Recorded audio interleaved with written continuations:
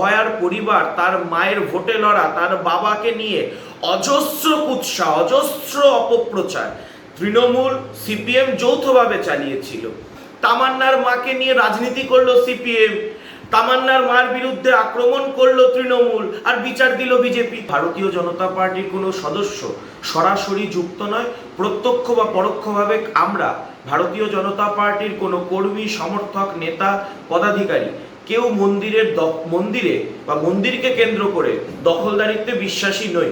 এক ধরনের third class ওই বামপন্থী মিমার রয়েছে, যাদের কাজ হচ্ছে কুৎসা অপপ্রচার করা, যাদের কাজ হচ্ছে যাবতীয় জায়গায় নোংরামি ছড়ানো। অভয়ের বাবাকে নিয়ে সোশ্যাল মিডিয়ায় বিভিন্ন মতামত উঠছে, আমরা দেখতে পাচ্ছি যে তার বিরুদ্ধে যে দান বাক্স চুরির অভিযোগ উঠেছে, সেই সম্পর্কে আপনাদের কি মতামত থাকবে? কখনোই অভয়ের বাবা দান বাক্স চুরি করেনি কিংবা দান বাক্স দখলদারি, এতে অভয়ার পরিবার কিংবা ভারতীয় জনতা পার্টির কোনো সদস্য সরাসরি যুক্ত নয়, প্রত্যক্ষ বা পরোক্ষভাবে আমরা ভারতীয় জনতা পার্টির কোনো কর্মী, সমর্থক, নেতা, পদাধিকারী কেউ মন্দিরে বা মন্দিরকে কেন্দ্র করে দখলদারিত্বে বিশ্বাসী নই। যে ঘটনাটি পানিহাটিতে ঘটেছে, অভয়ার বাবা রত্না দেবনাথ, আমাদের বিধায়িকা, তার স্বামী শেখর দেবনাথ, তিনি একটি সদর্থক এবং স্বচ্ছ পদক্ষেপ নিতে চেয়েছেন। এতদিন আমরা দেখেছি বিভিন্ন জায়গায়, মূলত কামারহাটি, পানিহাটি, বরানগর এই অঞ্চল জুড়ে কাউন্সিলররা, কোনো ক্ষেত্রে বিধায়করা কোন মন্দিরে কত টাকা দানপাত্রে উঠছে সেই পুরোটা দখল রাখত তৃণমূলের কাউন্সিলররা। অর্থাৎ মন্দিরের দানপাত্রে যে দান দিত ভক্তরা, সেই টাকা ভগবানের কাজে, মন্দিরের কাছে ব্যবহার হতো না, সেই টাকাটা তৃণমূলের ফান্ডে জমা হতো।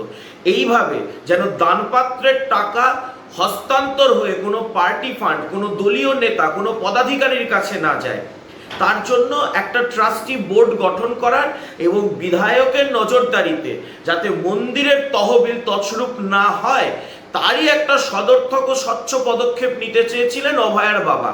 এইবার আমরা এর আগেও ভোটের আগে থেকে দেখে এসেছি অভয়ার পরিবার তার মায়ের ভোটে লড়া তার বাবাকে নিয়ে অজস্র কুৎসা, অজস্র অপপ্রচার তৃণমূল সিপিএম যৌথভাবে চালিয়েছিল। হারাতে চেয়েছিল, ওয়ান পয়েন্ট এজেন্ডা করে সিপিএম পলিট ব্যুরোর নেতাকে গোটা ভারতবর্ষ থেকে পানিহাটিতে নিয়ে এসেছিল, অভিষেক এসেছিল, মমতা এসেছিল তৃণমূলের হয়ে একই কেন্দ্রে প্রচার করতে। তাদের একটাই টার্গেট ছিল, ওয়ান পয়েন্ট এজেন্ডা ছিল, অভয়ার মাকে হারানো, অভয়ার পরিবারকে অসম্মান করা, বেইজ্জত করা। এই কাজটা তারা এখনো করে চলেছে। তাই একটা নতুন ধরনের অপপ্রচার, বিধায়কের তত্ত্বাবধানে যদি নজরদারি চালানো হয় যাতে মন্দিরের দানপাত্রের টাকা মন্দিরের স্বার্থে ব্যবহার করা হয়, কোনো নেতা, কোনো ব্যক্তির ব্যক্তিগত স্বার্থে ব্যবহার না করা হয়, এই নজরদারিতে কার আপত্তি থাকতে পারে?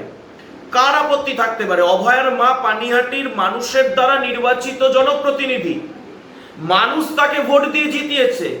তিনি দানপাত্রের যে দান পাচ্ছে, যে দান দিচ্ছে সাধারণ মানুষ, যে দান পাচ্ছে সেই মন্দির, সেই টাকা যেন মন্দিরের কাজে ব্যবহৃত হয়, সেই বিষয়ে যদি নজরদারি চালাতে চায়, কার আপত্তি থাকতে পারে?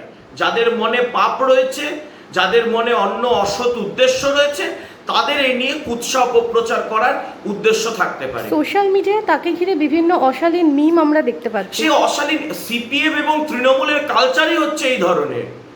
সিপিএম এবং তৃণমূলের এইটাই হচ্ছে রাজনৈতিক সংস্কৃতি। কারণ যে কাজ ভারতীয় জনতা পার্টি শেষ 2 মাসে সরকারে এসে যা করছে, তার তো বিরোধিতা করার কোনো জায়গা নেই। টেবিল চাপড়ে বাজেটেরও প্রশংসা করতে হচ্ছে সমস্ত বিরোধী দলের এমএলএদের। সুতরাং কি বিরোধিতা করবে? কুৎসা, অপপ্রচার।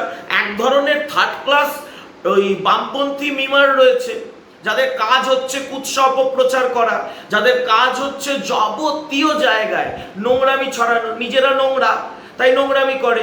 এরা তো বসে বসে মানুষের ঘরে কি রান্না হবে তাও তো লোকাল কমিটি, জোনাল কমিটির অফিসে বসে একটা সময় এরা ঠিক করে দিত। কে কবে কোন বাড়িতে কি বাজার করবে তাও সিপিএম আমলে পাড়ার লোকাল কমিটি বসে ঠিক করে দিত। আর তৃণমূলের কথা তো ছেড়েই দিন, সর্বত্র তারা নিজেদের লুট চালিয়েছে। তো এই জায়গাতে দাঁড়িয়ে অভয়ার পরিবারের বিরুদ্ধে এদের কুৎসা করাটাই কাজ দেখলেন না? তামান্নার মাকে নিয়ে রাজনীতি করলো সিপিএম, তামান্নার মার বিরুদ্ধে আক্রমণ করলো তৃণমূল, আর বিচার দিল বিজেপি।